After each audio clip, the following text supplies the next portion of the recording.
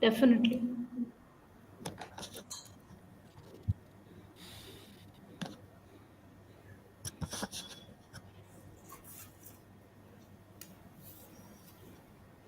All right, there we go.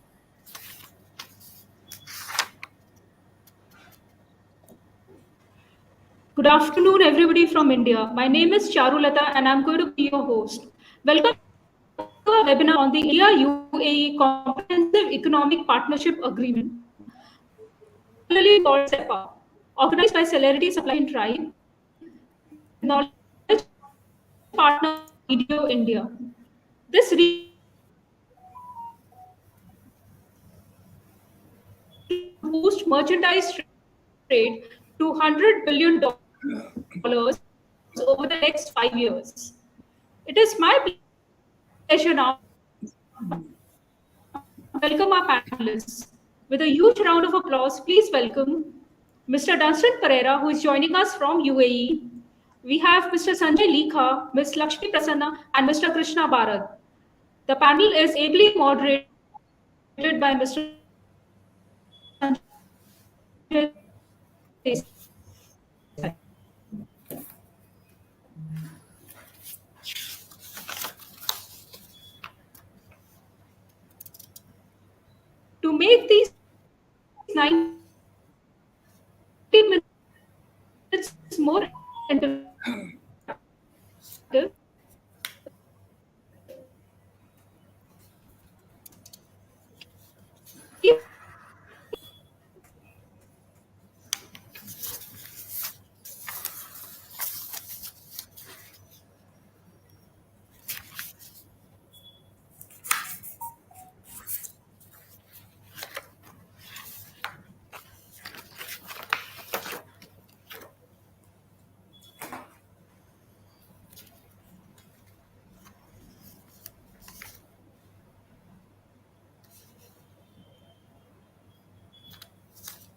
Namaskar and good afternoon and good evening, everybody. My name is Sanjay Desai. I'm based in Singapore. I run a couple of organizations. I'm a supply chain professional. I work with one of the most brilliant and young minds in the startup as well as MSME world. And I also handle an executive supply chain headhunting position under a brand called Humana International. Feel very lucky and proud today to be here to lead one of the best contingents of the moderating leadership team today. India and UAE signed a comprehensive economic partnership agreement called CEPA to strengthen economic ties and boost trade and investment between the two countries. And this has gone live from 1st of June 2022. UAE happens to be the third largest trading partner, as Charu just alluded to during her brief. And this partnership will further boost some of the specific sectors in a great deal. Goods covered under the CEPA include gem and jewelry, textiles, leather, furniture, agriculture, fruit products, amazing plastic, engineering, pharmaceuticals, medical devices, and many other sports commodities. This wonderful panel will discuss the benefits of Indian exporters and UAE, the ways to augment the trade benefits out of this CEPA, evaluation of compliances, rules of origin requirements, and many other value additive ingredients for the CEPA. Let me hand over to the panel to self introduce themselves, starting with Dunstan, then Sanjay Likhaji, Krishnaji, and Lakshmiji. Over to you, Mr. Dunstan. Good afternoon and good evening to all in different parts of the country or time zone. My name is Dunstan, and I'm the Chief Operating Officer for the Royal Office of His Highness Sheikh Ahmad bin Faisal Al Qasmi. I'm basically from India, but had been associated with the royal family for the past few years and had been trying to understand the uh,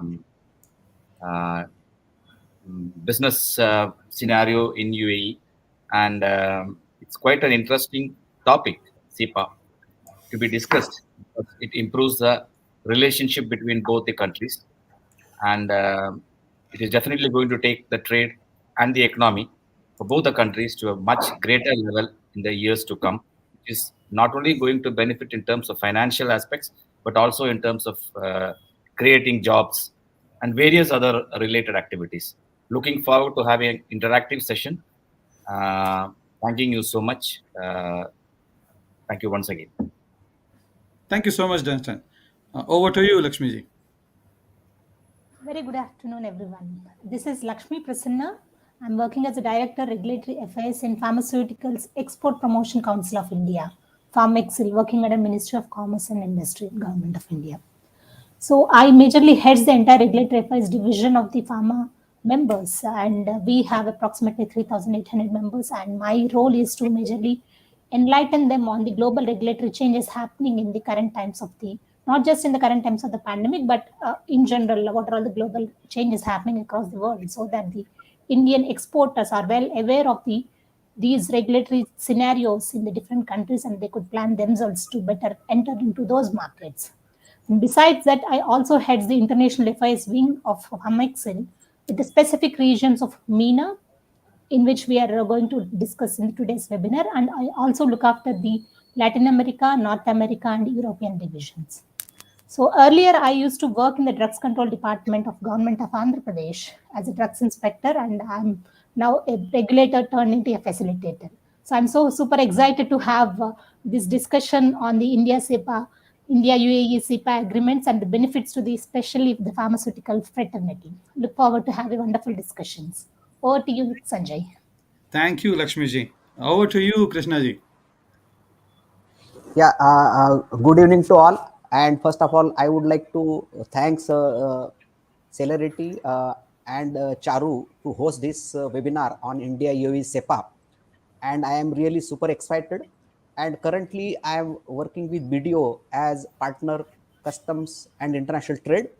And I have been in the industry for almost 26 years, and past 3 years I am in the consulting world, and really super excited to deliver the presentation on the India UAE CEPA, and look forward to have an interactive session with the panelists as well as the audience who are there on the call.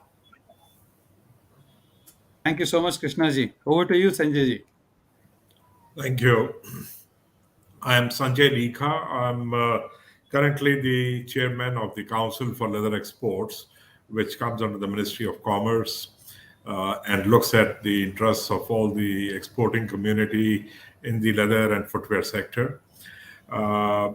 We have approximately 3,000 members from across the country, from all over India, from all sectors of the industry, from footwear, from leather goods, leather garments, finished leather. So it's quite a, it covers all the segments. I am also a first generation entrepreneur, and I'm currently the chairman and managing director of the Alpine Group, which manufactures leather products of all kinds. We also manufacture leather shoes and non-leather shoes, as in sports and other categories. So I'm looking forward to this interaction today. Thank you.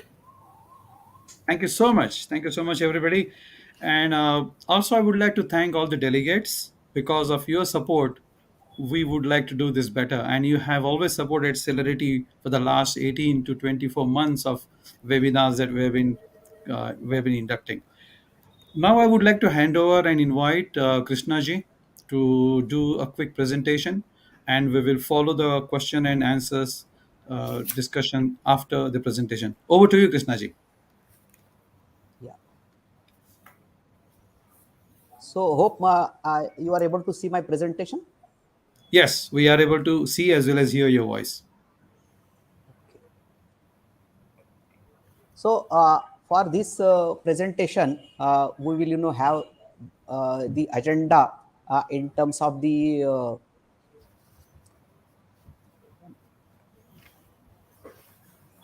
sorry, just give me a second. Sure.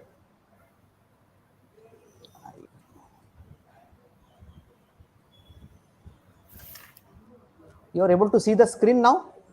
Yes, we are. We are on slide 6. No, I think 1 minute. So I have opened wrong presentation. So give me a second, please. I can remove from the stream.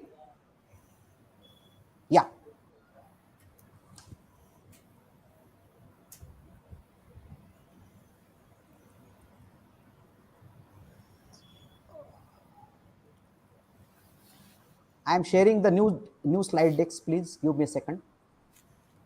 Sure.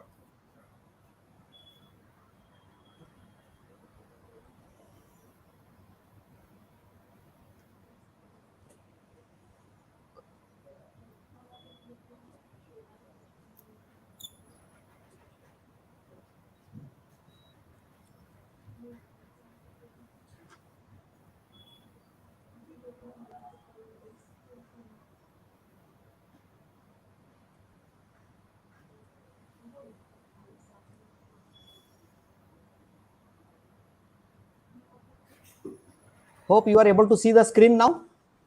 Yes, we are. Okay. So first of all, I would like to take the audience through the India UAE trade. What is the trade between India and UAE? So if we see the numbers, we can see that the petroleum products they contribute the largest uh, import from UAE. Followed by that, there is a gems and jewelry sector, and then there are few other key sectors. And on the other side, if we see the outbound traffic in terms of this trade between the various sectors, again petroleum is the number one in terms of the refined products from the crude in the form of petrol, ATF, etc., etc. And then again, the value-added products of gems and jewelry sector is the second largest trade between India and UAE. While India is also largest exporter of the textile and the machinery in the trade when it comes to the major outbound means exports between India and UAE. And of course, there is a greater opportunity with this India UAE CEPA. There is a the target which has been set up by the between both the governments and the ministries from both the sides. And if we see, there is a really great opportunity for the Indian exporters because there is a still trade deficit between these two economies as far as the international trade is concerned. Now, if we see what all are the key highlights when the India UAE CEPA has been executed. So there is an ambitious target which has been set up by the Indian government and the government of United Arab Emirates to the tune of $100 billion trade over a period of 5 years, which is really a great deal when it comes to the trade as well as the opportunities for the importers as well as exporters between both the economies. While there are other partnership, because whenever free trade agreements in the form of comprehensive economic partnership are executed, they are not only limited to the goods flow, they also cover the service exports as well as they also talk about other opportunities in the area of energy sector as well as climate action change as well as food security and other strategic sectors like healthcare as well as defense. So these are some of the key areas where India as well as UAE will work together collaboratively to bring the synergies and boost the international trade between both the economies.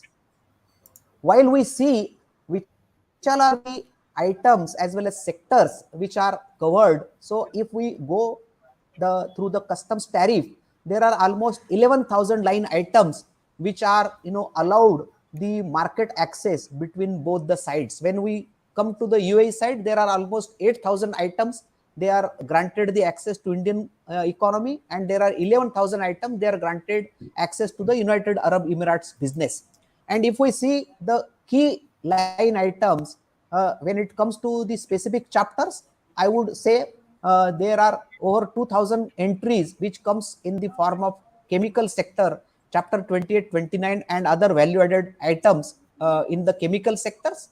And then textile sector, which is another key sector which will have greater access and opportunities because there are almost 2,000 HS codes are the items which are granted the access. Followed by that, there are again base metals which are value-added steel value-added products, wherein again 11 chapters are covered, wherein there are 1,200 line items which are granted the market access as well as duty exemptions and the benefits. And overall, again there is a Gems and jewelry sector, which has also handful items which are granted the market access and the duty exemptions.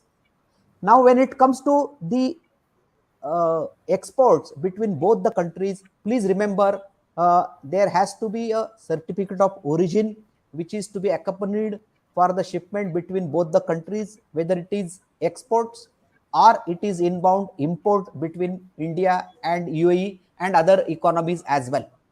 Now, when it comes to the certificate of origin, there are key requirements. There has to be invoice, packing list, certificate of origin, which has all the details about product description as well as HS code, and there are some other requirements. Whenever the free trade agreements are executed, the products being sourced or manufactured, it requires certain value addition norms in the form of change in the classification at 4-digit level or 6-digit level, as well as it has to have 40% value addition. Majority of the line items, 40% value addition is the prescribed norm. That means simply having the certificate of origin will not have the guarantee to claim the benefit under CEPA.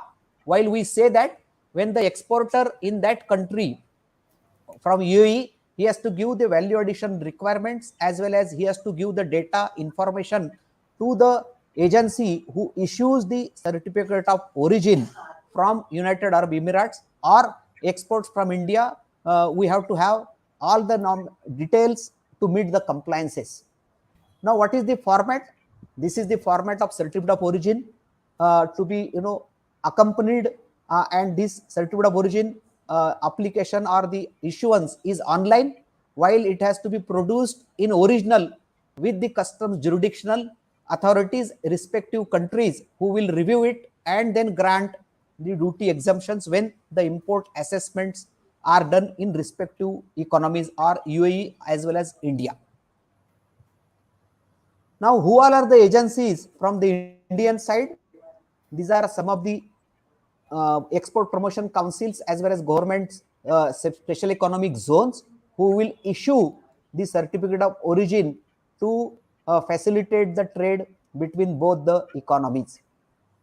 There are almost 17 agencies, and this process of issuance of certificate of origin is online. So there is digital acumen as well as ease of doing business initiatives and trade facilitation by all these agencies who will facilitate the issuance of the certificate of origin. Now, when it comes to the value addition criteria for major ASEAN countries as well as United Arab Emirates, between imports between United Arab Emirates and India and exports, there has to be 40% minimum value addition for specified activities which are considered mere repacking and packing or change in the labeling or routing of the goods which are originating from the UAE. They will not simply qualify for the benefit of this India UAE CEPA. So please remember, if there is a transshipment, if the goods are being only transshipped or shipped from UAE, they will not qualify simply because they are being imported or exported to UAE. So importers as well as exporters have to have an understanding that goods are to be manufactured in respective economies or rules of origin needs to be evaluated when the goods are being traded in both the economies. Now, what are the key steps if I am an exporter or I am an importer? These are the key steps which one has to keep in mind. So one is that what are the HS codes? If I am an exporter, then I have to see that the exporting item with description as well as 8-digit or 6-digit HS code is forming the part of the FTA notification 39/2022, as well as we have to also see that product nomenclature and description in terms of its functionality and technicalities, it is matching with the description and commercial end use. Then also, who is the supplier, who is the exporter, he has to see that what is my bill of material, what is the process I am doing polishing and whatever manufacturing activities, it has to be considered as a manufacturing. As I said, simply repacking and relabeling will not qualify for the benefit of FTA under India UAE CEPA, as well as also we have to keep in mind what is the validation norms as well as criteria as defined in the customs notification. When the supplier makes the shipment, whether it is import or export, he has to provide the certificate of origin in original issued from the designated agency in respective exporting country. When it we mean exporting country means if it is from India, those 17 agencies. If from United Arab Emirates, there are specified chamber of commerce as well as agencies who will issue the certificate of origin. And then of course, when the shipment comes into the country, the respective custom broker in the respective locations or the port of imports, he has to file the custom declaration, or Indian context it will be bill of entry, and then he has to put all the details to meet the Carotar compliance and the declaration to be put in form I. And of course, lastly, the exporter as well as importer in respective country has to maintain the proper record of such transaction, whether it is import or exports, for a period of 5 years. And also he has to evaluate whether there is a process change or there is a manufacturing process change or bill of material change. He has to keep an eye to see that there is no non-compliance as far as the imports as and the benefit under FTA is concerned. And for that matter, the purchase order or the contracts and agreements, they should have the clause to support from both the sides to meet the compliance under the customs law when it comes for the importation as well as exportation. And I am on the last slide about the compliances to see that whenever we are claiming the benefit, these are some of the fines and penalty provisions under the Carotar rules and the customs law. We would urge the importers as well as exporters that whenever the FTA benefits are to be claimed, they have to keep in mind that it is a legislative requirements to fulfill the all conditions as laid down in the Carotar rules as well as the customs notification and the document executed between United Arab Emirates as well as Indian customs to see that there is a free flow of the information and there is a proper compliance, disclosure and record maintenance. As long as these things are there, we are good to avail the benefit under the India UAE CEPA. And this is an opportunity for every importer as well as exporter to boost the trade and as well as claim the benefit to continue the international trade between both the countries. With this, I would take a pause and I will hand it over to Mr. Sanjay Desai. Thank you very much. Thank you, Krishnaji. And what a wonderful view, and especially a few things that you talked about, which were mind boggling statistics. 8,000 commodities in purview for India, 11,000 commodities in purview for UAE. And then you also talked about some of the export shipment documentation, right, in terms of the free trade and the compliance requirement, and as well as the duties and the penalties, which compliance is always very critical, and especially if when you are going cross border. So what a wonderful view. And Krishnaji, I will have a question for you at a later stage, something to do about documentation, and I will come Sure. back to you. There is something that I'm thinking in my mind how we could leverage the partnership in terms of an open export strategy, or something that the countries could agree, and then we could reduce some of the duplication which are more transaction based rather than make it more open. So let me bring for the first question Dunstan onto the screen, right? And Mr. Dunstan, with your scope and involvement with the Dubai government for a larger part of your life now, and in terms of, if I look at the immediate leverage, right, how can both the countries leverage CEPA, and what are the immediate benefits of this partnership that you envisage for both the countries? Yeah, thanks, Sanjay, for the question. As we all know, UAE is the third largest trading partner for India. So India is definitely going to benefit from preferential market access provided by UAE on over 97% of the tariff goods, which accounts for 99% of Indian export to UAE in terms of value. And more important, particularly from labor-intensive sectors like textile, leather, footwear, sports goods, plastics, furniture and engineering products. So the advantage is not only in terms of economy, but also because these are all coming from labor-intensive industry. The job creation is also going to be phenomenally high uh, for the Indian segment.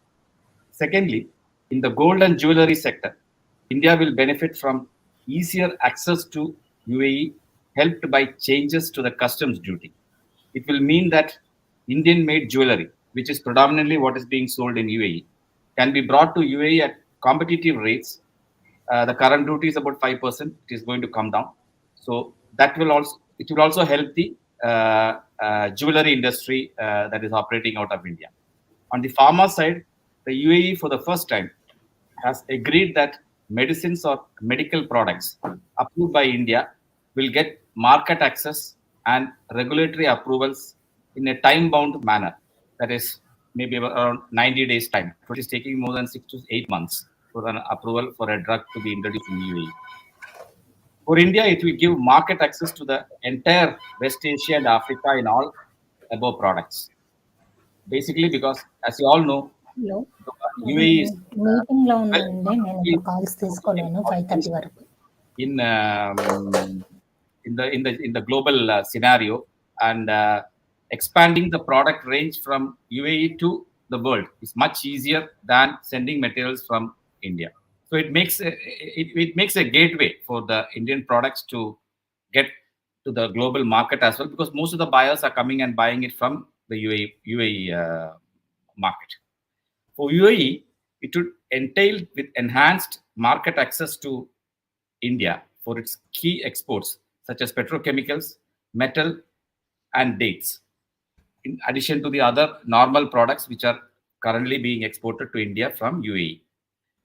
With India projected to become the world's third largest economy in the next decade, opportunities for UAE companies in oil and non-oil sectors is going to be phenomenally high and benefit both the countries. I think I've just touched upon most of the points, so I'm giving it back to Sanjay. Thank you, Dunstan. Well covered in terms of some of the valuations as well. Let's move on to the pharma sector and pick one particular commodity here, Dunstan, from the what the scope as you mentioned, and bringing Lakshmiji onto the screen, right? And very specifically talking about, say, boost to the pharma sector, right? Pharma sector is in India touted as a major beneficiary of CEPA. I may not even use the word touted, right? It is considered as CEPA owing to the bilateral cooperation for the pharmaceuticals, right? And what exactly does this mean, right? Owing that bilateral cooperation agreement for pharmaceuticals. What does it mean for Indian pharma, and how our industry is going to be benefited with this argument? What is the difference that we need? What is the different things that the industry needs to do? Over to you, Lakshmiji. Yeah, thanks, Sanjay. I think Mr. Dunson has specifically mentioned on pharma during his talk that this bilateral agreement between India and UAE as a part of CEPA has allowed the Indian pharma products into the UAE market in a time-bound manner. In fact, I really had the pleasure and privilege of working for this bilateral cooperative agreement between India and UAE. And I had the privilege to work closely with this Department of Commerce while making the draft version and negotiations with the UAE side. And what we have done, let me also just quickly share my experiences and how we have evolved with this agreement between both the countries is that, so we have done an analysis what is the current share of the Indian industry in the UAE market, and we have identified that our share compared to the Western pharma products in UAE is relatively low. And we have identified one of the reason is that the longer time frame required for the Indian pharmaceuticals in the market by the regulatory agency is one of the key factors. As you know, unlike any other commodities, for pharmaceuticals, once an entrepreneur has set up a manufacturing facility, he cannot immediately start exporting a pharma product into any country. He has to go through the regulatory procedure, and that's the first step for marketing or for exporting any pharma product into the country. So here itself, every Indian company is going through a long run process of the regulatory regime by the agency. So we have targeted to reduce the timelines, and we have identified what are the steps that we need to cut down or short down to get the fast track kind of an approval or time bound approval by the UAE agency. So we have identified that for any product registrations, there are two key critical elements need to be done by any manufacturer or by the regulatory agencies. That is number one, once the dossier or the application for the registration is being filed, number one, the first step is the inspection of the facility, and then after that, usually the agency would do the complete dossier assessment or the compliance review of the dossier. And after satisfying these two conditions, that is the manufacturing of the inspection of the manufacturing facility and the dossier evaluation, after complete satisfaction of these two factors, the agency gives the registration for that particular product, or in a way we call it as a market authorization given to that company to export that particular product into the market. So as a part of this agreement, we have negotiated in such a way that UAE has agreed to waive off this inspection of the manufacturing facilities located in India, provided if they have the approvals for those facilities by the stringent authorities of 6 countries, namely United States, European Union, UK, Australia, Canada, and Japan. So these 6 agencies are popularly known as the stringent regulatory authority across the world in the pharma fraternity. And once, if any of the Indian company has the approvals from these 6 countries, so that facility is going to waive off for the inspection by the UAE agency. So that's how we were able to cut down the timelines. And number 2, even for the dossier evaluation, UAE has agreed to waive off the complete assessment, and they would rely on the assessment procedure followed by these 6 countries, and ultimately they have agreed upon to reduce the timelines to 90 days. Earlier it was they used to take more than 1 year for grant of one particular product. Now with this agreement, this timeline has cut down to almost 90 days, and they have agreed for these products which have the approvals from these 6 countries or any one of these 6 countries, the UAE agency is going to approve within 90 days. Indirectly, it is going to facilitate the Indian companies for the faster entry of those molecules into the UAE markets. So this is a broader overview of the agreement that India and UAE has signed in terms of a pharmaceutical sector, that we call it as a bilateral cooperative agreement between the regulatory agencies of both these nations. And so indirectly, this is going to benefit directly, and indirectly it is going to enhance the Indian industry for a facilitated entry into the market. That's the major hitch that the industry has been facing. And another important point, what we have noticed is that earlier the UAE government used to insist for the marketability of this particular pharma product in at least any of the 2 stringent authorities, per se UK and USA. But now with this agreement, we have made a provision, and even UAE has also agreed that if this particular pharma product is approved in any one of the country, they are allowing that product entry into the market. So we were able to curtail down these kind of a procedural issues that the industry is facing for quite a long, and we were able to cut down the timelines needed for the initial entry of the product into the market. So this is all about the bilateral agreement that the pharma is going to benefit it in a larger way. And I must say that this is the first of its kind that India has signed the cooperative agreement in pharmaceutical space with any one of the developed nations. Of course, though earlier there was an agreement with Singapore Authority, but this is the first agreement, and in fact it has paved the way for the India's continuing negotiations in pharma sector with other agencies.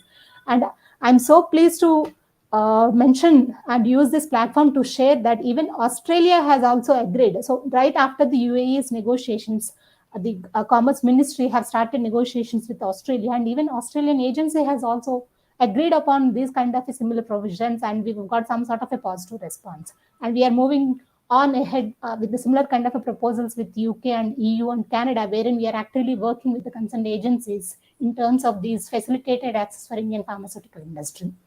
So having said that, I'll hand over the stage to Sanjay back for some more and more questions on this pharma subject. Excellent, Lakshmiji, wonderful. A few points you made about the fast track approval, the inspection of dossier, and the reduction of lead time because of the partnership. I would like again bring you back onto the screen for a very quick question. And if you don't think that's the right question that you cannot answer, we can move on. But I just wanted to know whether can we leverage this further, right? And say because now we have a partnership and a particular facility is already approved, because this facility has already been approved by a few other uh, advanced countries like USA, Japan, Australia, Korea that you mentioned, right? UK and European Union. Can we also reduce some of the documentation like manufacturer or COC, certificate of manufacture? If it is the same facility, same commodities which are in the HSA, which are in the approved list of the HSA, do we still need a invoice based or a transaction based CO? Can we just do it with that? Is it possible to think that Uh, way? Yeah. In fact, I mean, we need to see pharma in two different subjects. The question what you are asking is of a more of a transactional related documents, Yes, but this particular agreement is more on a regulatory related compliance issues. correct. And in fact, with this agreement, certainly there is some leverage for the Indian companies to use the regulatory dossier, whatever they have used to file in the markets like US and UK. And Yes, those dossier are, they can leverage that dossier to get the approvals in UAE market. And in a way, UAE is going to consider those kind of a data compliance that they have made. And in fact, we are still working on the operational guidelines, how we can reduce these documentary requirements in terms of regulatory procedures that the Indian industry has to compile. So it's an ongoing process, and we still need some more continuing exercise to get a fair idea for the industry members on how could they further work on and leverage this agreement benefit. fantastic, But fantastic, certain, Lakshmiji. Thank you so much. thank you. And bringing Krishnaji onto the screen and hearing what Mr. Dunstan said and Lakshmiji said, predominantly documentation, lead time reduction for pharma. Krishnaji, is there any other specific commodity that you can tell the audience where we will have similar or more benefits coming by way of this partnership? Over to you. So thanks, Sanjay. Especially see the objective of India UAE CEPA is that grant the market access. So obviously, both the economies as well as both the government agencies, they are working as a trade facilitator. And obviously, as Lakshmiji said about the pharma sector, there is greater understanding because of the other registration as well as participating government agencies documentation which has been considered. On the same sidelines, there are other sectors like we have chemical sectors wherein the goods fall in the chapter 28, 29, and some more. So obviously, these kind of arrangements will also be available for other sectors also, including the most prominent sector is gems and jewelry, because majority of the manufacturers of gold, gems and jewelry, they import the gold from UAE, and government has already given the reduction in the custom duty at 1% duty rate. They have reduced by 1%, where subject to the importer has some specified requirements with turnover limits and some tariff quota they have already allocated. And I am sure this partnership will also pave the way to consider the Indian exporter and the registrations and whatever documentation is there to at a minimum level to have the more and more thrust to boost the trade and have the trade facilitation rather than being a regulator to regulate and control the inward and outbound traffic between both the economies.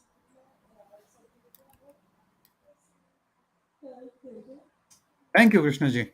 Thank you so much. Uh, let's bring Sanjayji onto the screen. And Sanjayji, taking one step away sideways in terms of the diversification of our export product portfolio, and what does this mean from a partnership, right? USA has been our biggest market. uh, in relation to that, right, especially for say leather goods, but in relation to that, our exports to EMEA region have been relatively much lower. Now, whether this partnership will aid that and allow us to export more products into Europe and Middle East Africa. What's your opinion, sir?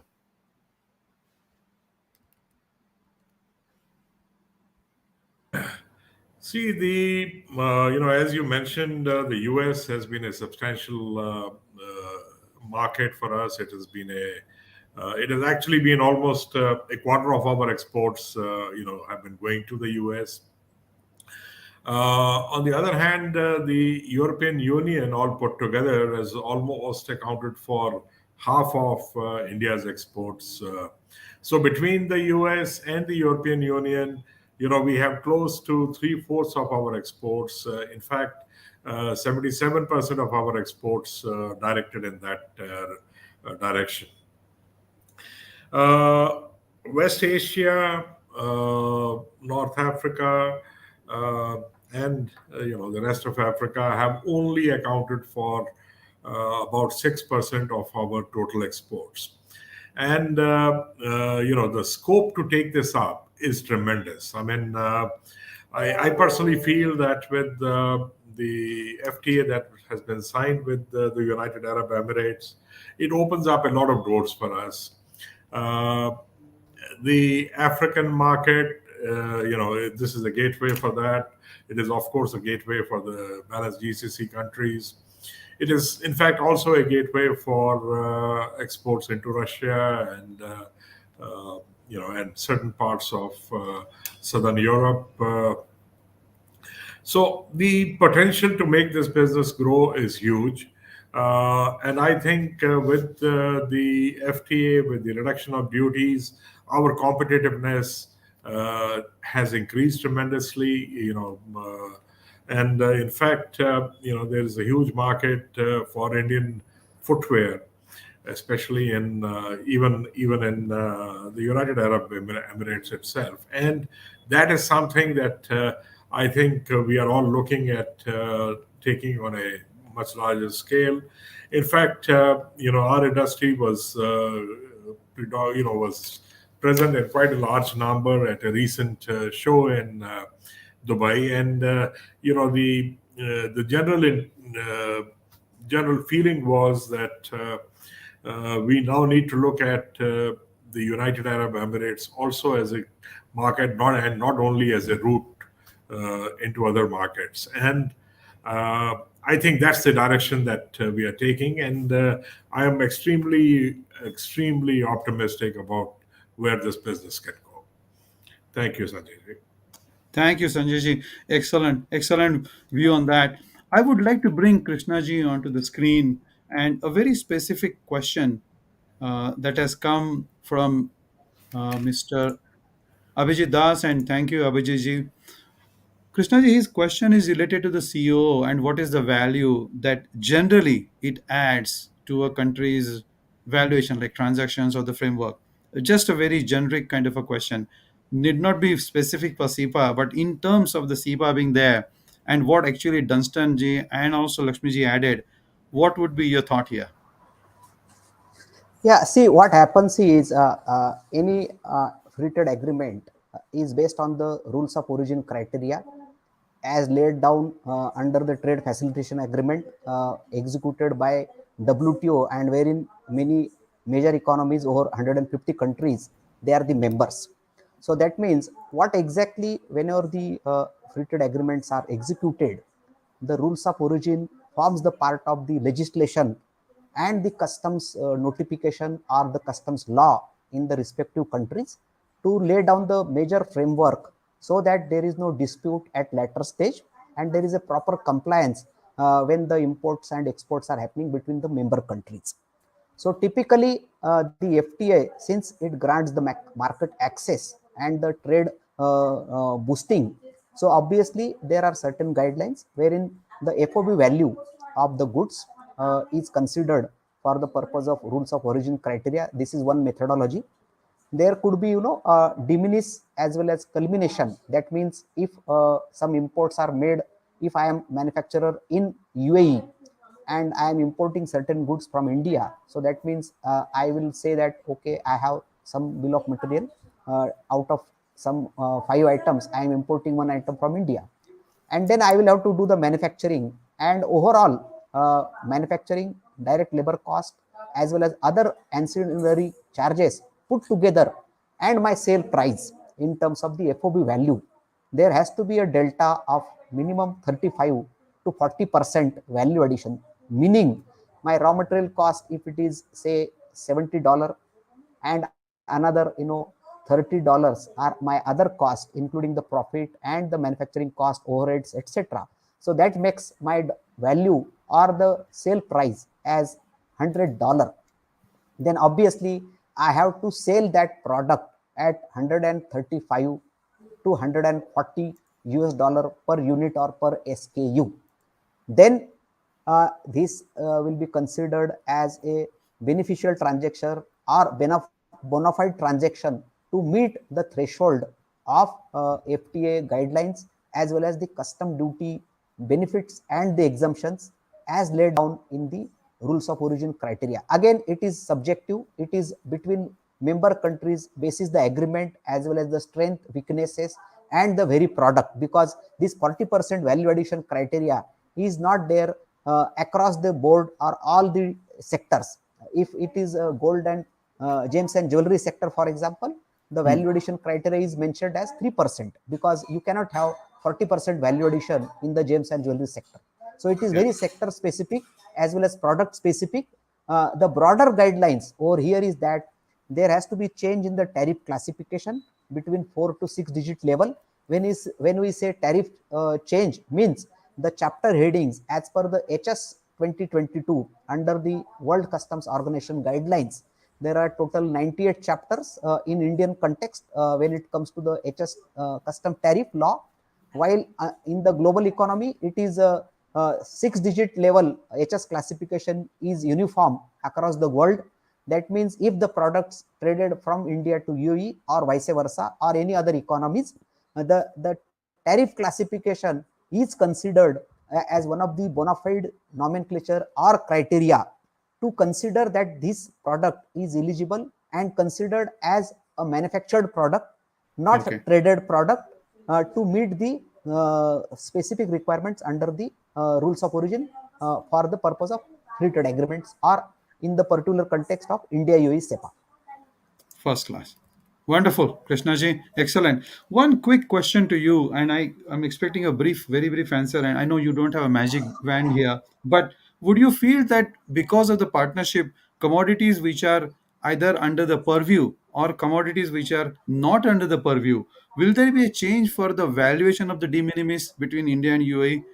Just a quick answer there, not No, necessarily looking for a major answer. yeah. So what happens is these things evolve over a period of time before the execution of the any trade agreements. So obviously Yes. government will consider the strengths and weaknesses between both the economies. Like UAE Yes. has the strength in oil sector, so obviously there will be leverage given when India imports from those natural products. And Yes. same goes with the Indian agri products, because India is the producer of the agriculture items. So it goes hand in hand, and it is again dialogue based and data based basis the trade deficit or surplus Yeah. between both the economies, and then they decide upon all these requirements, so that there is no it is rather win-win situation will be always considered when it comes to such dialogue and as well as the implementation of CEPA between both the countries. First class, Krishnaji. Well said. I would like to bring over Mr. Dunstan onto the screen. And Mr. Dunstan, I would like to talk about the trade partnership and its significance. So far, we have been talking about sectorials in India predominantly. But I want to understand, given the fact that UAE is the second largest Arab economy today, right, with the non-oil sector accounting for 70% of it. India is as Krishnaji statistics, India is a major importer of 12,000 crores rupees. What was the currency that he mentioned from UAE, right? Which is uh, a substantial kind of a opportunity, right? And in UAE, more than 6,000 foreign companies are present today, right? And taking this into consideration, what is the significance of this trade agreement to UAE? You feel there is going to be a certain, they'll lean more on India, given that India petroleum import bill is the largest single import item. Over to you. Yeah, see, as you rightly said, UAE, you said there are more than 6,000 foreign companies currently manufacturing products in this country, and it is ever evolving or growing. Every day, we are getting requests from various global companies to set up their activities here.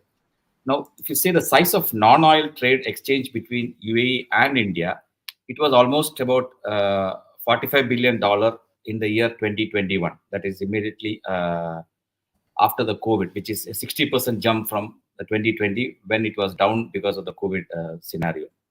And India accounts for about 14% of the total non-oil export of UAE to the world. Now, as you rightly said, when so much of companies are being available in this country, manufacturing various goods, it gives opportunity for multi-brand. And with this agreement, these brands has got the potential to enter into the Indian market.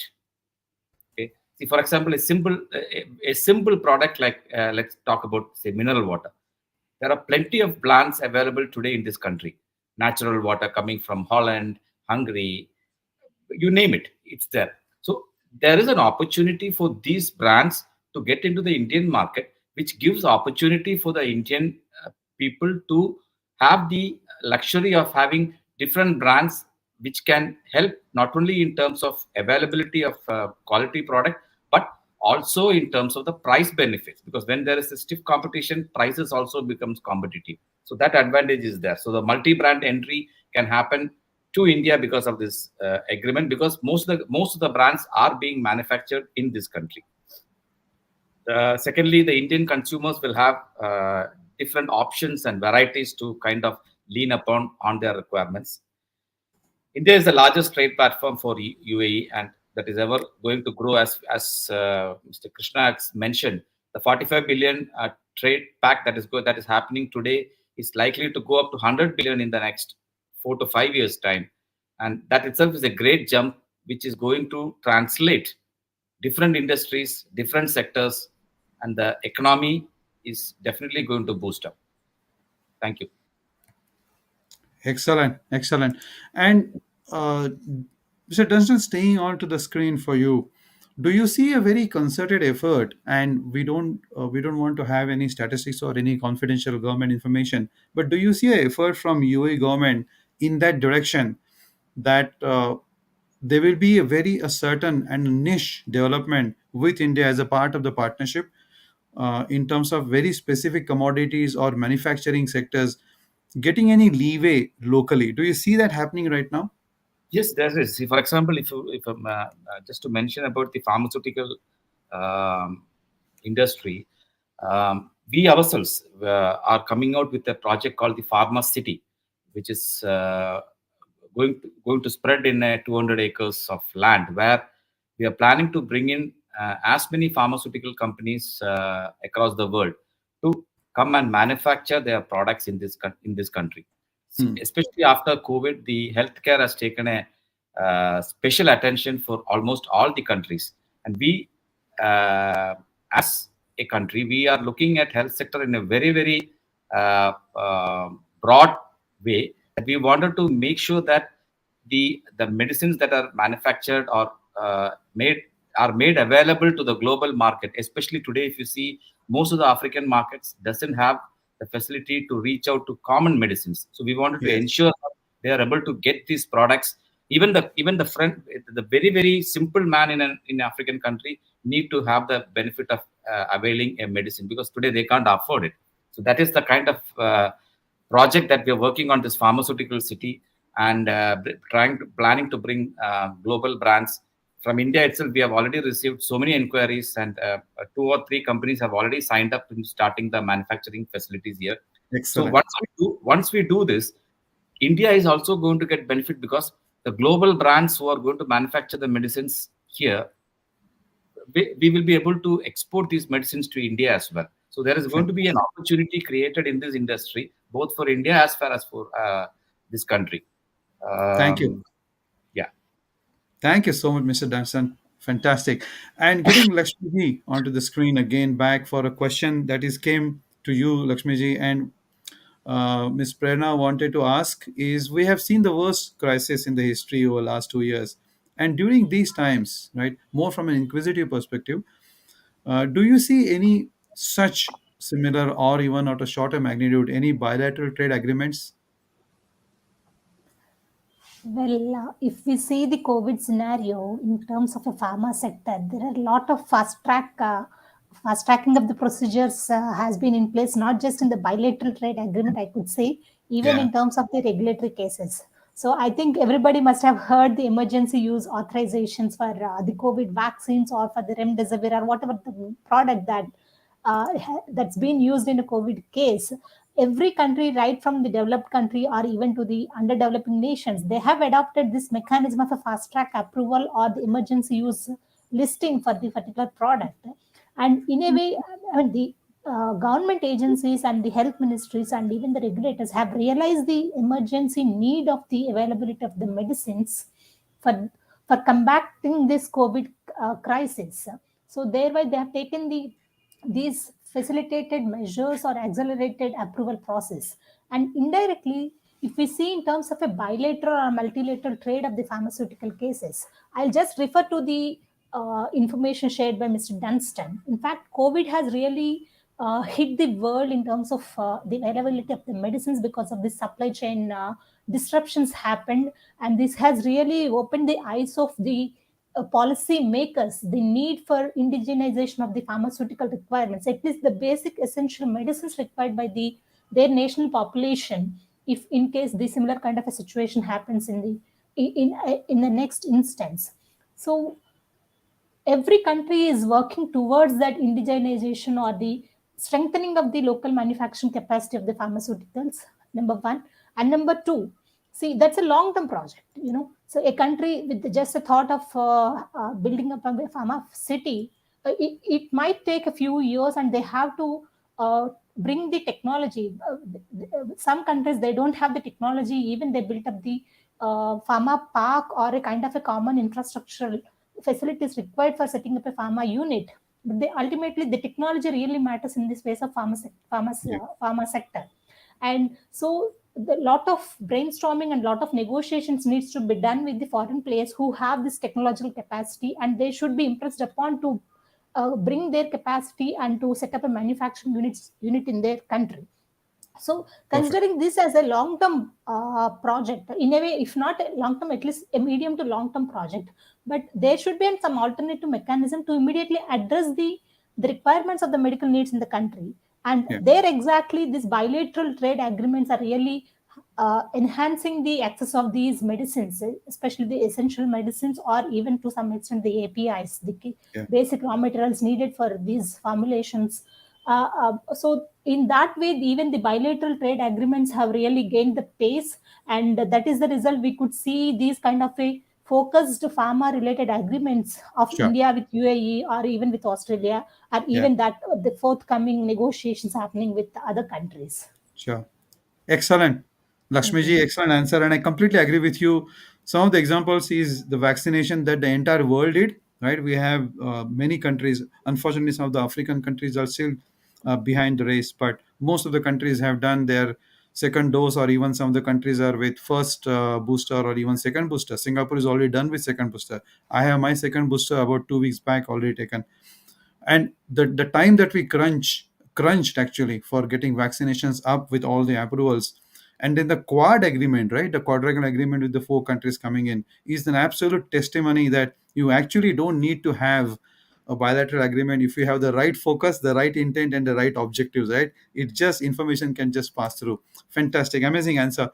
Sanjay, I would like to bring you up on the screen and talk about and correlate this with ease of doing business with India, right? India has done amazingly well in the last 4 or 5 years, moving from a scale of 140 within a list of 200 and 250 plus countries to scale to now 60, right, in the last 4 or 5 years, which means we're on a fast track, we'll do better. Now, what are the advantages both ways? A, because your score is increasing because India government and regulatory doing something well for sure. Plus, now the partnership comes in. How would it comprehend both of them and support each other. Over to you, Sanjay ji. Thank you, Sajid. See, I think the first thing that comes to mind, on a situation like this is that this is a time when there's a lot of opportunity to attract FDI into India in all sectors, even in the manufacturing sector. And I think, with this partnership with the United Arab Emirates, I think those doors can open up, and a lot of more partnerships could get created, joint ventures could be created.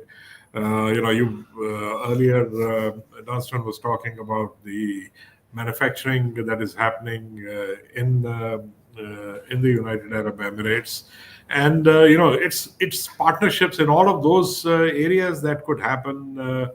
Both ways. I mean, it could happen with the investments in India. It could also happen the other way around.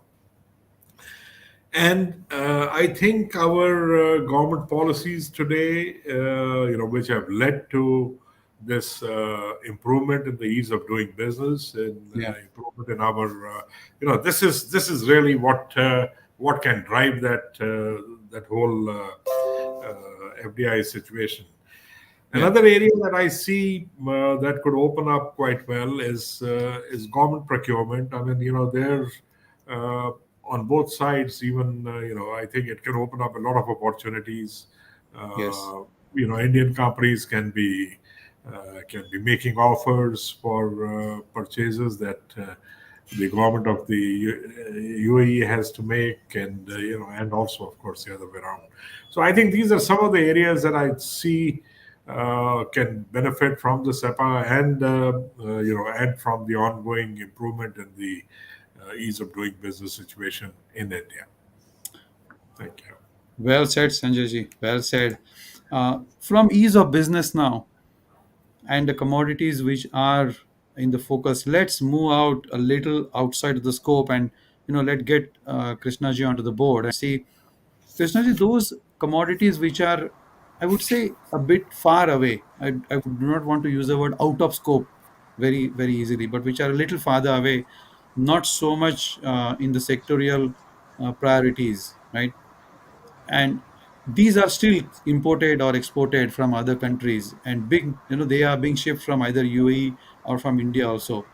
Will they, and how will they qualify for any FTA benefits or the third party invoicing and shipments?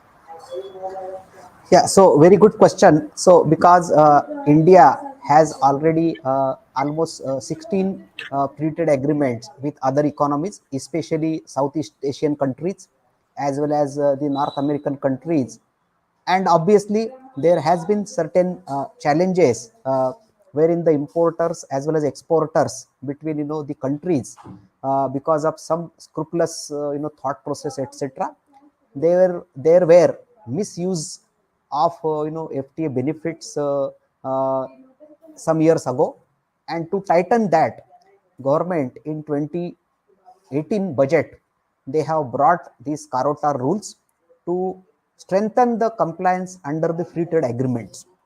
Now, under which there are greater requirements in terms of the monitoring and as well as inflow of the goods from FTA countries. That is one side of law.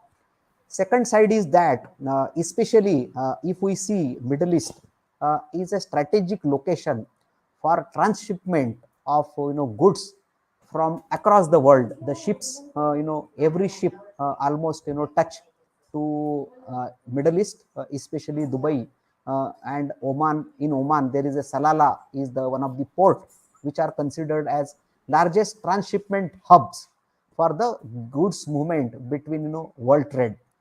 That is one. Second thing is that Middle East, over a period of time, they have created large capacities in the form of free trade warehousing zones. These are also considered the major trade hubs, and obviously there is a greater flexibility, tax exemptions, etc., because of which they global trade wants to be in Middle East. And obviously then there are warehouses, and there is a temptation, or I would say there is a likelihood of goods being transshipped from United Arab Emirates to elsewhere across the world. So obviously, any importer or exporter has the transaction on such issue, because majority of the MNC, they will have their global headquarter elsewhere, and they will move the goods from Singapore or United Arab Emirates. So obviously, as we said in the beginning, that there has to be a proper adherence whenever the transshipment or third country invoicing is there. The exporter and importer has to be mindful that they are meeting the criteria to provide or get the certificate of origin as prescribed under the respective free trade agreements. And there are proper data flow as well as proper disclosures, transparency in the transactions, and they have to lay down that simply goods coming from UAE or shipment made from UAE will not qualify for the free trade agreement benefit under the India UAE CEPA. And obviously, every sourcing person as well as customs as well as the other stakeholders, especially in the movement of the goods, they have to be very thorough into understanding of the legislation between India and UAE, the customs regulations as well as Carota rules, the customs notification. They needs to be evaluated thoroughly, so that there is no challenge at a later stage to avoid all the fines, penalties or litigations, including the brand reputation, etc. To see that we are compliant and we follow the law of the land. Excellent. Wonderful answer, Krishnaji. And just to take it forward a little more on a transaction basis, a very brief question comes to my mind, being a supply chain person that I am, is what happens if you have a huge packing list of 100 commodities or even bigger commodities, 90% of them, 95% of them are under the purview, but only a few 5% of the commodities are not under purview, but they are in the same invoice packing list and probably in the same container. uh, how would that affect, just thinking a little differently? Yeah, so very good question. I would, I just want to give the perspective whenever any import takes place into the country. The typically, as some time back I said, there are three documents which are required. One is invoice, packing list, Yeah, and transport document in the form of bill of lading or airway bill or courier way bill. This is the nature of the shipment. yeah, Now, next step, when the custom broker is creating custom declaration, we yeah, call it custom declaration to file the shipment for the custom clearance. So there is a system which is being used by the custom broker, which is a his own system, and which is again interfaced with the customs electronic gateway. We call it as ICE gate. hmm, And there is a opportunity and provision in the custom declaration that yeah, the declaration is filed line item wise. That means if my invoice runs into 500 line items, then I have a scope to file the individual line items, because there will be yes, unit rate as well as unit of measurement, because there could be possibility the imports will have kg, liter, meter, and unit of measurement could be numbers also. So yes, obviously, it is the job of customs broker as well as the instruction has to flow from the importer that, hey, please remember my import invoice has 500 line items.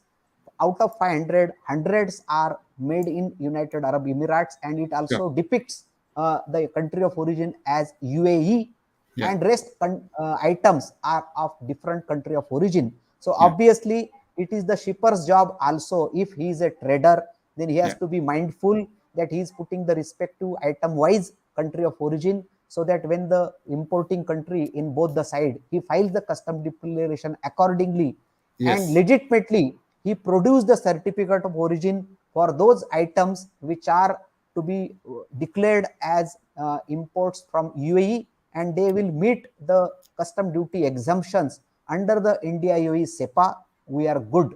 We cannot have blanket all the items we put as UAE as certificate of origin, which will sure, jeopardize the custom duty exemptions at later stage when there is a greater scrutiny as well yeah, as physical examination. Because whenever there are goods are cleared, the customs appraiser or the examining officer, he will yeah, open the package and the cargo also, and if it sure, is found that there is a made in United Arab Emirates versus made in China, but it is declared as UAE, then it yeah, will hold the shipment and it will create litigation and attract fines and penalty, Sure. including the stoppage of the shipment for the clearance purpose. Hope this answers the question. Absolutely, Krishnaji. Wonderful. Thank you so much. Let's talk about SMEs and Lakshmiji. Getting you onto the screen. What does these partnership mean for our SMEs in India? India has one of the highest number of SMEs. They contribute to very close to 45% of the output, 39-40% of the jobs in India. Right. So, what does it mean for those SMEs who are trading in API, bulk, pharma, or biosimilars? Will they have the opportunity to increase their cross-border trade? Over to you. Well, it's a very important point of discussion at this point of time, wherein the lot of SMEs are majorly aiming to enter into the international market. And if you see the pharma sector, though we could hear a very few names very often as a global pharma leaders in the international market, especially originated from India, but if we see their kind of a working style, the majority of that backward integrated manufacturing has been supported by the MSME units. For instance, if you take Dr. Reddy's or Arabindo and all, so, for most of their international trade, especially for the stringent markets, the well-developed nations, the manufacturing supplies have been catered through their own units. And for some of the rest of the world markets, there is some sort of a contract manufacturing and CRAMS or contract research and manufacturing facilities has been assigned to the SMEs. In that sense, the SMEs are already taking part in international trade, but though the share is little less compared to the large scale units. And one of the study has clearly shows that the 90% of the domestic pharma market has been catered by the MSMEs, and Hmm. the majority of the export related trade has been taken care by the large scale units. And even in the export, the study clearly shows that 50% of the exports are are having some sort of a contribution by the MSMEs, either to the contract manufacturing or through some outsourcing and all. But it's a fact that as of now, the MSMEs are confining their export positions into the rest of the world market, majorly the Africa and ASEAN and some sort of CAS nations. Yes. And if we look at this perspective of this India UAE CEPA agreement, so the tariff concessions given for more than 100 pharma products and majorly on the APIs.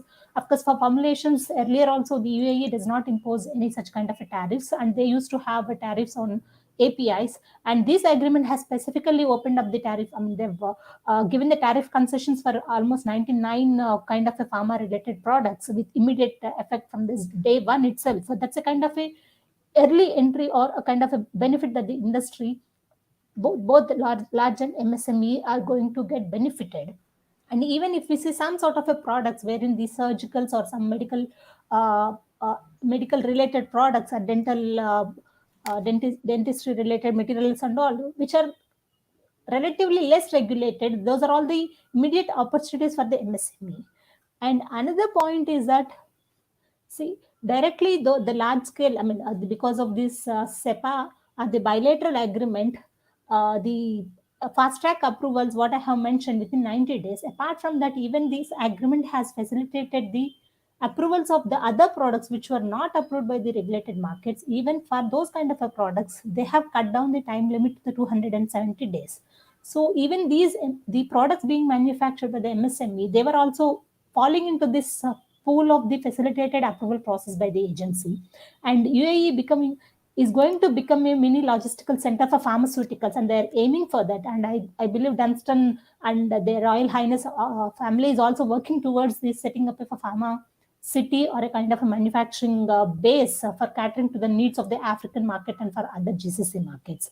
So in that way, the MSME, which is going to have a market access into the UAE, is going to penetrate into the other GCC nations and also to the African nations.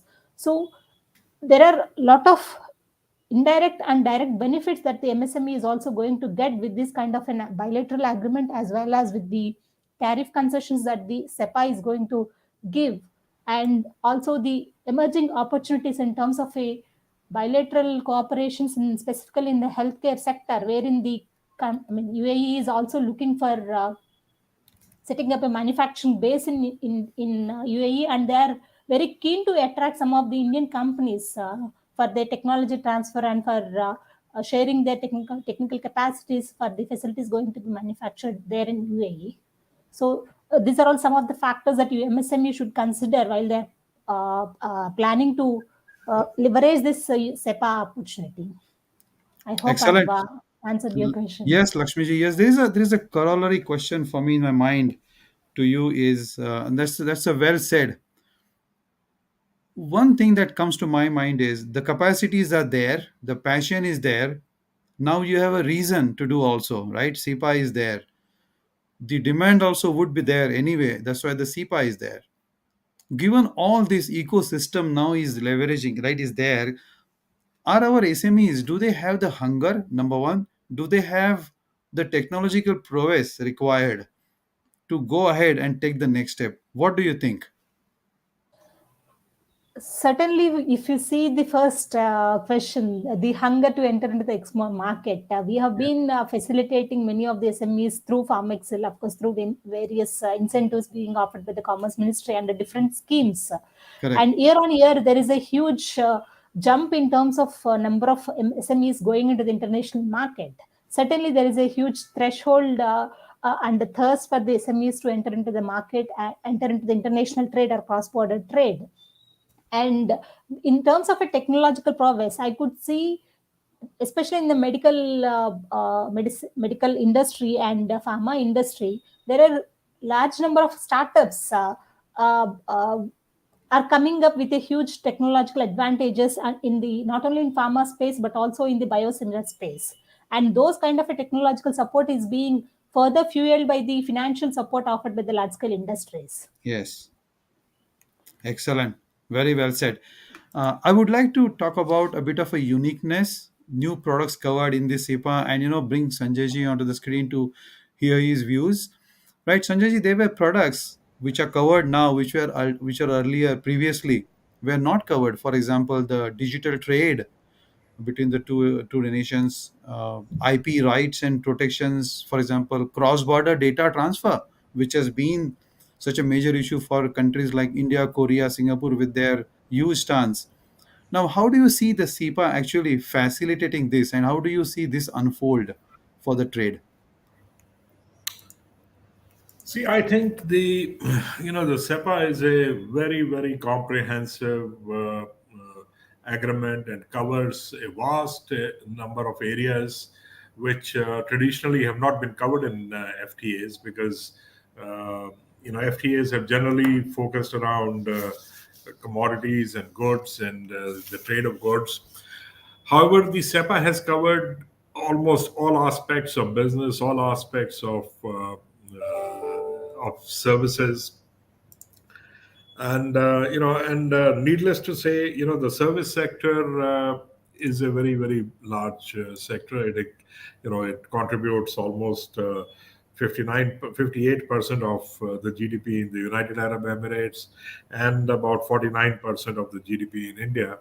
And this is where a lot of growth could happen because uh, you see India, whether it's a large service sector already in place, a large Indian diaspora in the UAE.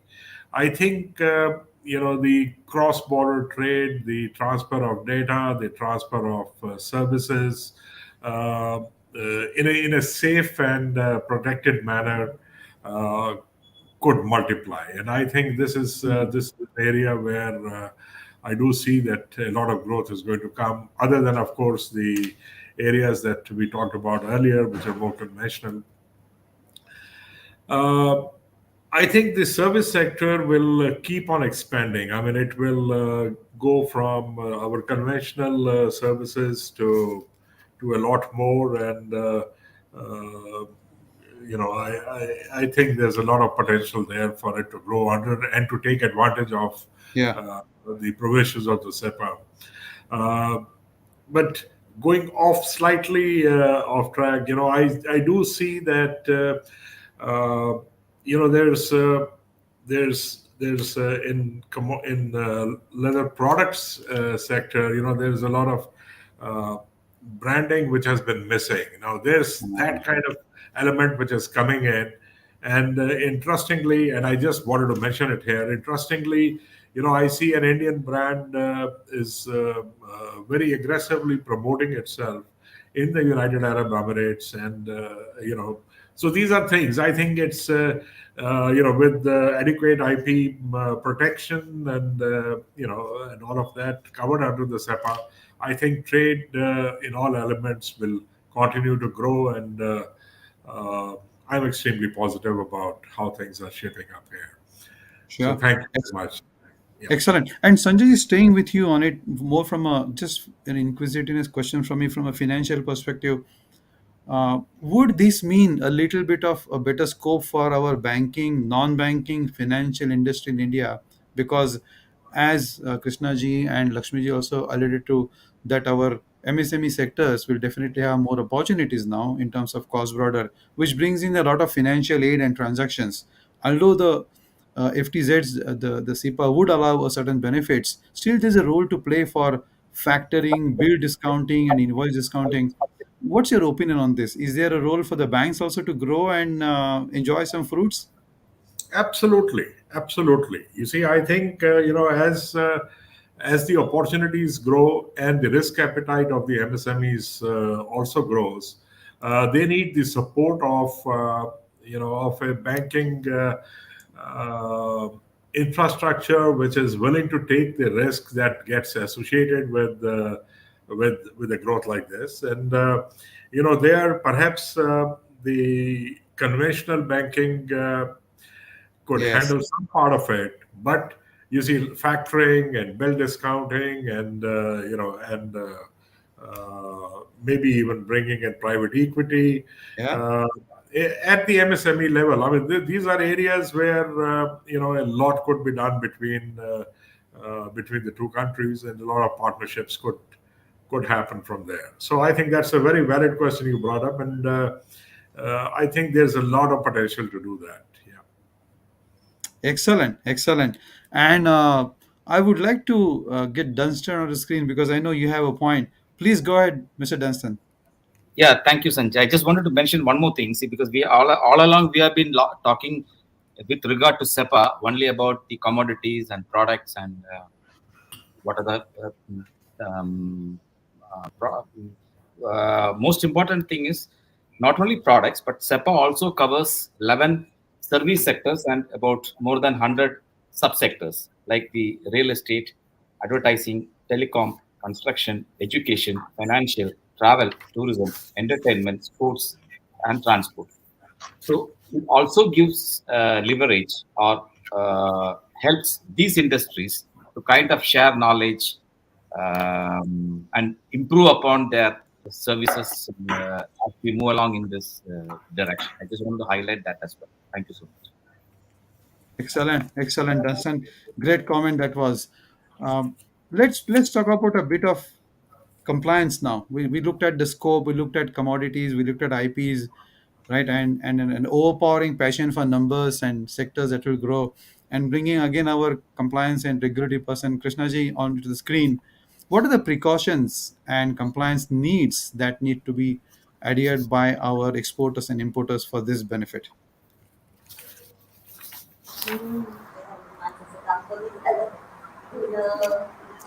Okay, so Sanjay ji, very great question, because always what happens is the mindset or the thought process is to always see the benefit without getting into the readiness or the acumen to have the greater thrust on the compliances. So let me give you some background. Indian customs operations, they are 100% digitalized. When we say that, it means that all activities now for the purpose of customs filing, assessment, duty payments, and taking the goods out from the customs warehouse or the customs port, all are digitally operated, which also helps the trade to follow the reduced timelines and have the greater benefits. This is one side to it. Now what happens is, the moment the things are digitalized, there will be always a room and scope to avoid the errors, etc. That is one.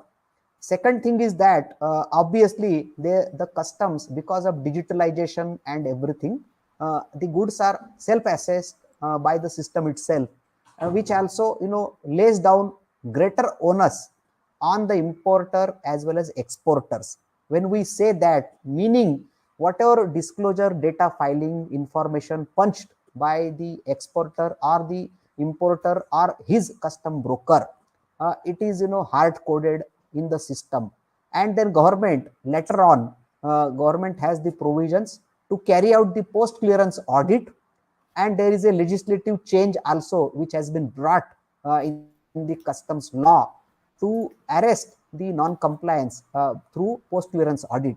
That means it opens up to have the greater preparedness in the form of data archival information storage, and the keeping the records for a period of 5 years, etc. And also whatever ERPs, they have to also make the arrangement or readiness to capture the data points which are required to meet the customs compliance, especially under the free trade agreements and the Carotar rules. So I will take a pause over here, because in short, there will be greater thrust on the importer as well as exporters to have the data availability as and when customs demands that this data is required. We should be ready. We cannot be in the dark or without any proper homework, as well as the data archival or data governance procedures, including the information technology or the ERP systems in place. It would be imperative to avail the benefits. Yes, benefits are very lucrative and easy to adopt. On the sidelines, any importer and exporter, they have to be mindful about the compliances, and be ready as and when there are any scrutinies and request for information from the respective government agencies.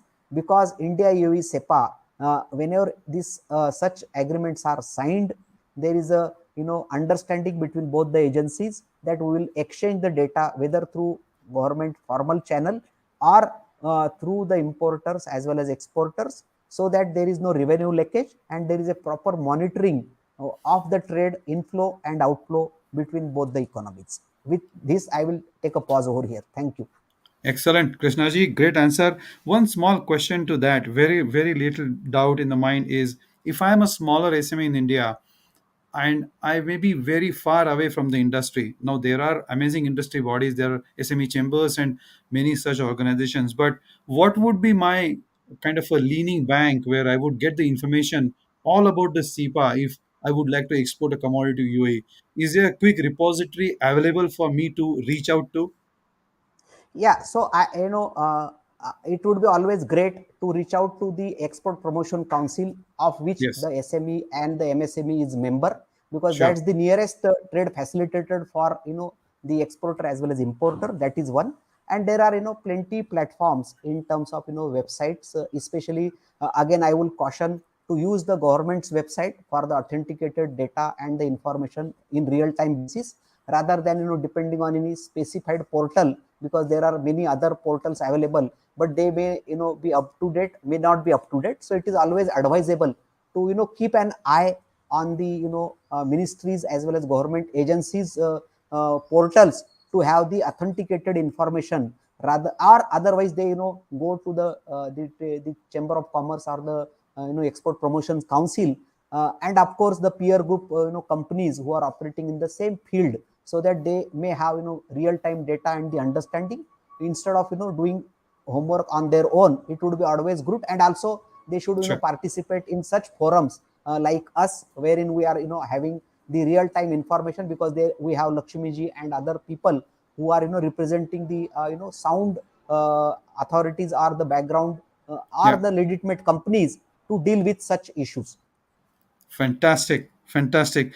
And looking at the clock is 1 hour 29 minutes. So we are actually done for our webinar. And thank you very much, Krishna ji. Thank you very much, Sanjay ji. Thank you very much, Dunstan ji and Lakshmi ji. And thank you everybody from our delegate team as well as teams which are behind the screen making this wonderful seminar and webinar available today. Hand it over back to Charu. Thank you, Sanjay ji. I enjoyed listening to this discussion. Very interactive, extremely insightful, and interesting. I would like to express my gratitude and appreciation to the panelists. They have excellently explained the finer aspects of this agreement and the way forward in the bilateral trade between India and UAE. So many thanks, Mr. Dunstan Pereira, Mr. Sanjay Likha, Ms. Lakshmi Prasanna, and Mr. Krishna Bharat. Thank you, Sanjay ji, for your usual brilliant way of moderating and making this an interactive session. Thank you, BDO India, for being our knowledge partner. We hope that we have been able to share something useful and our audience has benefited from this webinar. The video from this webinar will continue to be available on our LinkedIn and YouTube pages. It will also be published in our upcoming September issue of Celerity Supply Chain Tribe magazine. So thank you once again and have a great evening and weekend ahead. Thank you. Thank you so much. Bye Thank bye. you Thank very you. much. Cheers. Thank Bye. you. Bye-bye. you. Thank you. Thank you. Thank Namaste. you. Thanks a lot, everybody.